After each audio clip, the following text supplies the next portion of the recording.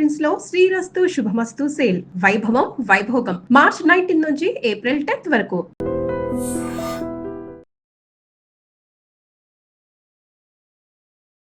నమస్కారం, welcome to I dream. ధర్మ మార్గం విత్ విజిత కార్యక్రమానికి స్వాగతం.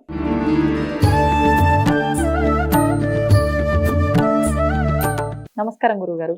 ఓం శ్రీ మహాగణాధిపతయే నమః. గురుగారు, ఈ మధ్య కాలంలో ఉపదేశం లేదే ఏ మంత్రము కూడా అందరూ ఎవరు పడితే వాళ్ళు చేయడానికి వీలు లేదు. గురువు నుంచి ఉపదేశం తీసుకున్న తర్వాతే చేయాల్సి ఉంటుంది. అది కూడా అన్ని మంత్రాలు అందరికీ ఉపదేశించడానికి పనికిరాదు అని చెప్పి అంటూ ఉంటారు. ఒక్కసారి ఆ ఉపదేశం గురించి వివరణ ఇవ్వండి. మంత్రోపదేశము అనర్హత ఇవ్వటానికి శ్లోకాలు ఏవైనా ఇవ్వచ్చు. ఈ శ్లోకం మీరు జపం చేసుకోండి, ఈ శ్లోకాన్ని పారాయణ చేసుకోండి అని చెప్తే, మంత్రోపదేశం ఎందుకు ఇవ్వకూడదు అంటే, ఇప్పుడు మాకు మంత్రోపదేశం ఇవ్వడానికి గర్భాష్టమేషు బ్రాహ్మణ ఉపనేత అని ఉంటుందమ్మా. అంటే ఏమిటి అంటే,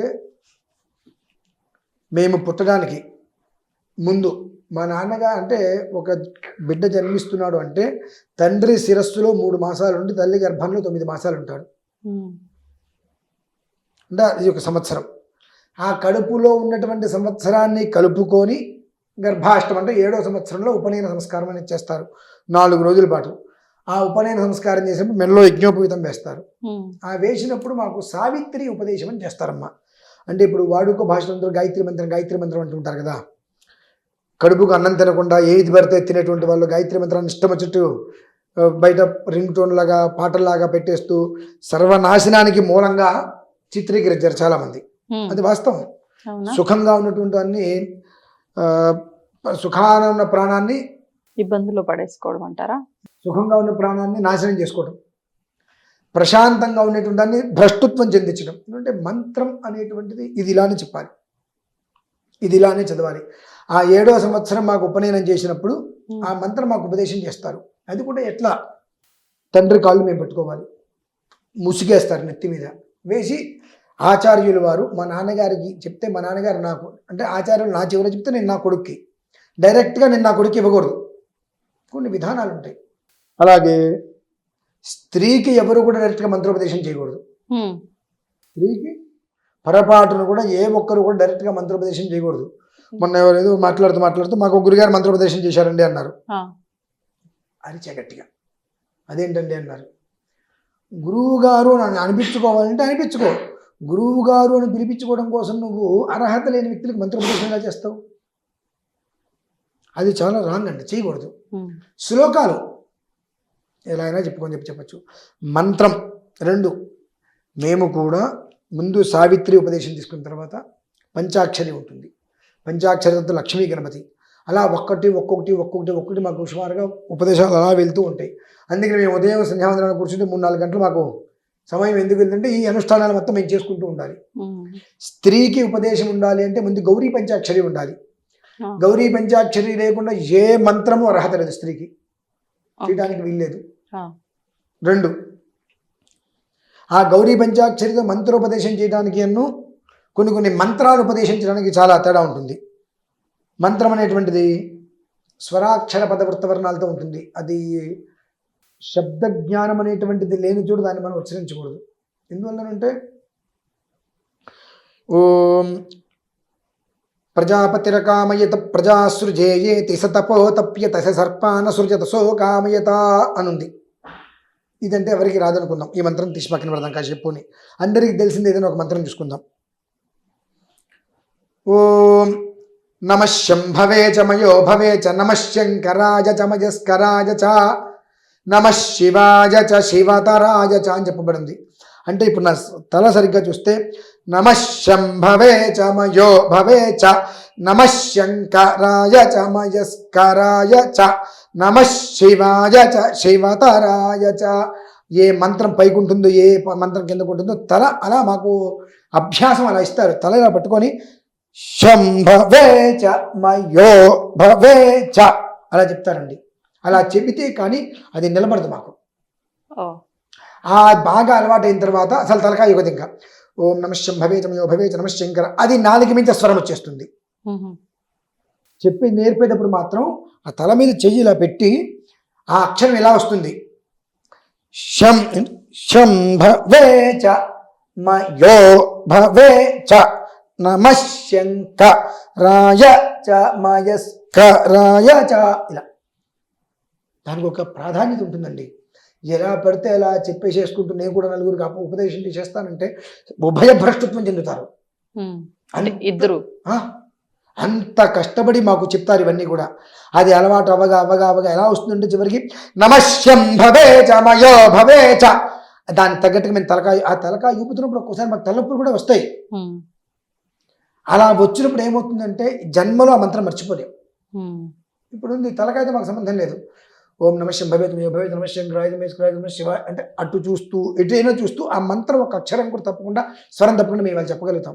దానికి సుమారుగా ఒక విధానం అంటే ఒక క్వశ్చన్ అనుకోవచ్చు. అది మీరు నేర్చుకోవడానికి 4 రోజులు పడుతుందండి. ఒక్కొక్క క్వశ్చన్లో సుమారుగా ఒక్కొక్క దాంట్లో 30 ఆన్సర్లు 40 ఆన్సర్లు 50 ఆన్సర్లు ఉండొచ్చు. ఇవన్నీ మీరు నేర్చుకోవాలి. అంత తాపత్రయ పడతాను దీనికి. అది మన ఇష్టం వచ్చినట్టు నేను కూర్చుంటావు నమ శివాయ ఇష్టం వచ్చినట్టు చెప్పేస్తాంటే కుదరదు కదండి. మంత్రం ఉపదేశానికి అర్హత కాదు.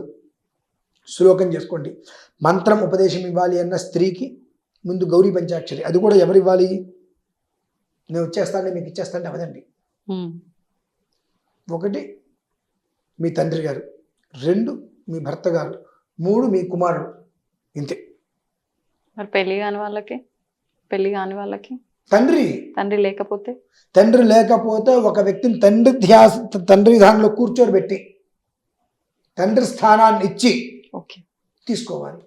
అలా కాకుండా నేను ఇక్కడ కూర్చొని నేను మీకు ఈ ఒక్క బీజాక్షరం చెప్పేస్తాను, ఇదే నేను ఉపదేశం చేస్తున్నాను మీ అందరికీ కూడా, ఈ బీజాక్షరం మీరందరూ కూడా పఠించండి అంటే భ్రష్టత్వం చెందుతుంది. బీజాక్షరము అని అంటేనే నిలబెట్టేసేది పడేసేది. దాన్ని చాలా జాగ్రత్తగా ఉండాలమ్మా. కత్తికి ఒకవైపే పదులు ఉంటుంది, కానీ బీజాక్షరానికి 2 వైపులా పదులు ఉంటుంది. దాన్ని ఏమాత్రం అజాగ్రత్తగా వాడినా అక్కడతో జీవితం ఎండైపోతుంది.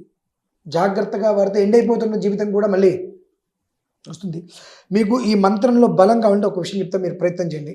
చూసేటువంటి వాళ్ళు ఉన్నారంటే వాళ్ళు ఎవరైనా ప్రయత్నం చేసుకోనండి. అంటే ఒక మంత్రాన్ని మనం జాగ్రత్తగా చేస్తే దాని యొక్క జీవితం ఎలా ఉంటుంది అంటే, ఈ మంత్రోపదేశాలు దేనికి, జపాలు ఎందుకు చేయాలి, అనుష్ఠానాలు ఎందుకు చేయాలి, దీనివల్ల ఉపయోగం ఏమిటి అని అనిపిస్తుంది కదా. ఎవరైనా పూర్తిగా ఒక 42 రోజులు ఒక విధానం, 42 రోజులు ఒక విధానం, రెండు తీసుకుని అక్కడికి 84. ఈ 84కి 16 కలపండి, 100కి 8 కలపండి, 108. ఓకే, దానికి ఒక్క 3 కలపండి, 111 రోజులు. 111 రోజులు ఒక మంత్రం తీసుకొని మీరంత కట్టెపుల్ల మట్టి తీసేసి పెట్టి ప్రతిరోజు మీకు వచ్చింది ఓం నమ శివాయ అనుకుందాం. చక్కగా దృష్టి అక్కడ పెట్టి ఓం నమ శివాయ ఓం నమ శివాయ ఓం నమ శివాయ ఓం నమ శివాయ అంటే పెదాల నుంచి బయటికి రావద్దు. మంత్రం లోపల మానసిక జపం మనస్సుతోటే ఉండాలి. మనస్సులో చేయాల్సిన జపం బయటికి చేస్తే మారణంతో సమానం అది. కాబట్టి లోపల మనస్సులో దృష్టి కేంద్రీకరించి మీరు చేసి 1100 సార్లు చేయండి. ఆ చెక్క మీద నీళ్లు పోయండి. అలా 111 రోజులు పోయండి. దాని మీద మొక్క వస్తుంది. జీవం లేని పొల్ల. మరి మంత్రం అదే కదండి. మంత్రంలో ఉన్న గొప్పతనం అదే కదా. దేనికైనా జీవాన్ని ధారపోసేది. దేనికైనా జీవాన్ని ధారపోసేది. ఇప్పుడు ఒక్కోసారి గుండె ఆగిపోయింది అంటారు కదా, అదేదో ఇట్లా పెడతారు, ఇట్లా రాసి పెట్టంగానే అని ఒక్కొక్కసారి అది ఎట్లా వస్తుంది. దాన్ని నమ్ముతారు, దీన్ని నమ్మరు. ఎందువల్లనంటే దీనికి కఠిన శ్రమ అవసరం. కాబట్టి ఎవడ భర్తాలు తలనొప్పి అంటారు. అంటే ఒక మంత్రోపదేశం వలన ఎంతోమందికి జీవితాన్ని ఇవ్వచ్చు, సక్రమంగా ఉపయోగించేస్తారు. అందుకనే ఎవరికి పడితే వాళ్ళకి మంత్రోపదేశం ఇవ్వకూడదు, అర్హత చూసుకోవాలి. అయిన దానికి కాని దానికి నేను ఇచ్చేస్తాను నేను చెందేస్తానని చెప్పకూడదు. ఎవరికి వినవద్దు, తీసుకోవద్దు అని ఎందుకు చెప్తాము అని అంటే, ఇది మేము ఉపదేశం తీసుకోవడానికి మెల్లో యజ్ఞోపవీతం కాలత్రయము ఉంటుందమ్మా. 3 కాలాలు సంధ్యావందనం చేసుకోవాలి. ఆ సంధ్యావందనంతో పాటు మా మంత్రానుష్ఠానాలు మొత్తం అంతయు కూడా మాకు కూడా సావిత్రి మంత్రం ఉపదేశం చేసిన తర్వాత 2వ మంత్రం ఉపదేశం చేయడానికి కనీస మాత్రం తక్కువగా అనుకుంటే మా ఇళ్లలో కొన్ని చోట్ల, అందరి ఇళ్ళలో చెప్పను, మా ఇళ్లలో కొన్ని చోట్ల సుమారుగా 18 సంవత్సరాలు వినబడుతుంది. 18 సంవత్సరాల వామ్మో. సుమారుగా అంటున్నాను. అందుకనే ఎందుకనండి? చతుర్వింశత్యక్షర మంత్రోచ్చారణ ఏదైతే మీకు చెప్పారో ఆ ఒక్క మంత్రం 24 లక్షల సార్లు నువ్వు చేయగలగాలి. ఎన్నిసార్లు? 24 లక్షలు. 24 లక్షల సార్లు నీకు 24 అక్షరాలు. అది ఆ 24 అక్షరాల మంత్రాన్ని 24 లక్షల సార్లు నువ్వు చేయగలగాలి. నీకు రెండవ మంత్రం అర్హత కావాలి అంటే ఇదంతా చేయడానికి అన్ని సంవత్సరాలు పడుతుందా? పడుతుంది. ఎందువల్లంటే మా సంధ్యావంతంతో పాటు మాకు ఇంకా మంత్రాలు ఇవన్నీ రకరకాలుగా ఉంటాయి కదండి. వేదం చదువుకోవటాలు ఇవన్నీ ఉంటాయి. దాని మీదే కూర్చుంటే అన్ని సంవత్సరాలు పట్టదు. దాని మీదే కూర్చుంటే ఒక రోజుకి 10-12 వేల నుంచి చేయలేమండి.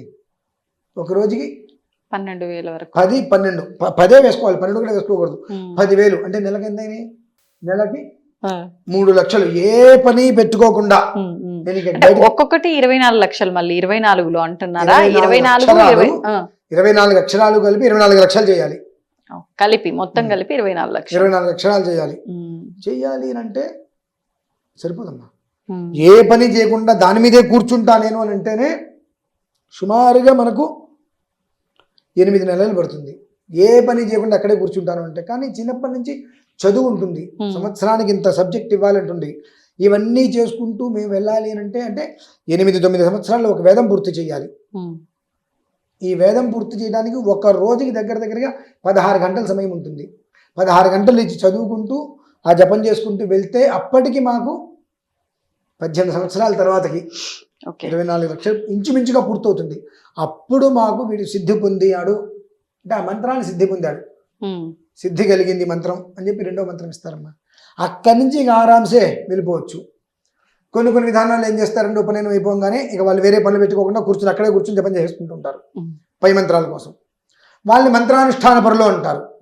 ఇలా ఉంటుందమ్మా. అందుకనే అంత తొందరగా ఉపదేశం లేకుండా ఏ మంత్రము ఎవరికి ఇవ్వవద్దు, ఏ మంత్రము చదవవద్దు, శ్లోకాలు చదువుకుంటాం, మంత్రం చదవద్దు ఎందుకంటే ఇదే కారణం. అది. ధన్యవాదాలు గురుగారు. తవ్వండి, తవ్వుతూనే శివలింగం సరే దాన్ని అట్లా కప్పేసేయండి, చూపించదండి. Krishna is there. మూర్తి పూజ కాదు, సాక్షాత్ బ్రజేంద్ర నందన భగవాన్ ఉన్నారు మూర్తిలో. ఏమీ ఆశించకుండా ఆరాధించే వాళ్ళు కూడా ఉన్నారా ప్రభుజీ? నిజమైన భక్తి అంటే మనకు తెలియదు కాబట్టి